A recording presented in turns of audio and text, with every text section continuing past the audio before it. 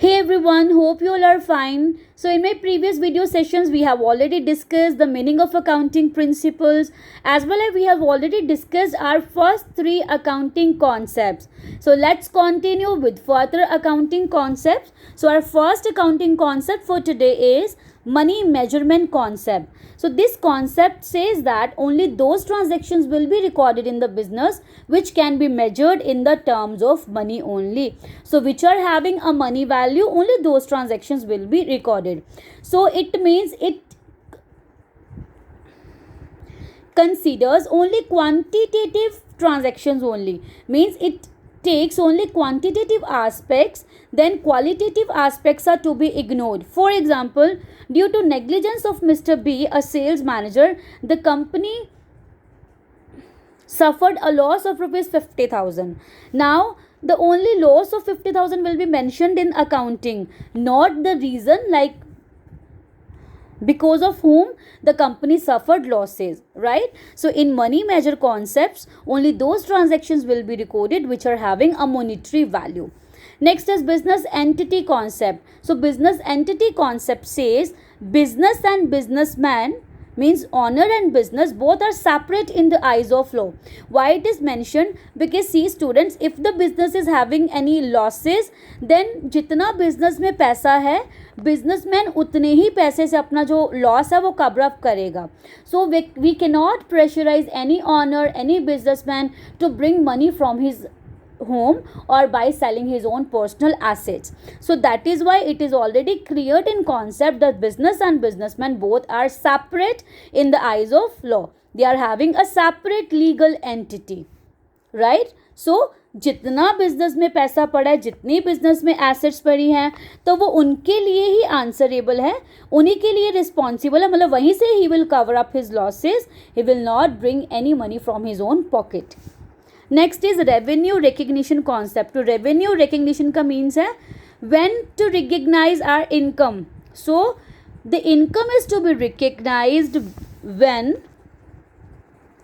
The ownership as well as risk is to be transferred from one party to another, means when the seller will transfer the ownership as well as the risk involved in it, so we can say that the revenue is to be recognized. I'll give you a perfect example in order to understand this and more clearly.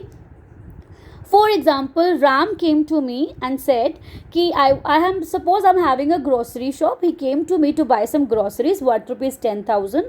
तो राम ने सामान खरीदा और राम ने वो सारा सामान मेरे पास रख दिया. राम said कि I'm coming back in half an hour, so I'll collect all these things. Ram ने मेरे को पैसे भी दे दिए 10,000 rupees और राम जब वापस आया after half an hour, so I noticed कि someone stole the bag. वो जो बैग था वो किसी ने चुरा लिया था. Now you all know that because the risk and ownership was with the seller only, so तब तक वो 10,000 की इनकम को जनरेट नहीं कर सकता. Now what the seller will do, he will give the same groceries to Ram or he will compensate the Ram by giving him more groceries worth rupees 10,000. So जब तक risk as well as ownership transfer नहीं हो जाती है from one person to another, then till then the revenue is not to be recognized. Next is accounting period concept. Period, generally we are having two kinds of accounting period. One is calendar year or calendar period, then is accounting year. So our calendar year starts from 1st January and it ends with 31st of December, whereas our accounting year starts with 1st April and it ends with 31st of March. So these are two accounting periods which generally we need to follow while doing any kind of business. Most of the businessmen prefers this accounting period, right, rather than calendar period, but it's totally our choice to follow the two anyone out of these two business periods. So these are two business periods, so we need to calculate the profit and losses by following these periods only. So all the net results are to be calculated during the year. In 1 year we can say that, and these two periods we need to follow in order to calculate the net profits as well as the net loss. The next last term for discussion is historical cost concept.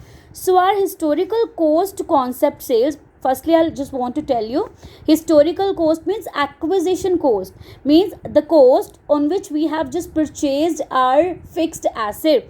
For example, 2 years back I purchased a furniture worth rupees 2 lakh. So the acquired cost is 2 lakh.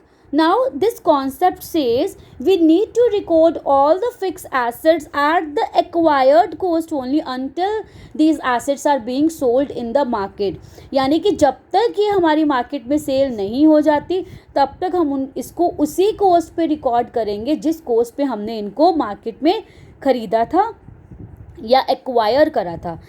This is also one of the major disadvantage of accounting, because we all know that this is not possible कि जो चीज़ हमने 2 years पहले खरीदी है उसकी value same होगी. It may increase or decrease, but it will not remain same, right? So this is also one of the biggest disadvantages of accounting, but this is also the concept that we need to follow, that we have to record all the assets and liabilities at the value when we acquired it.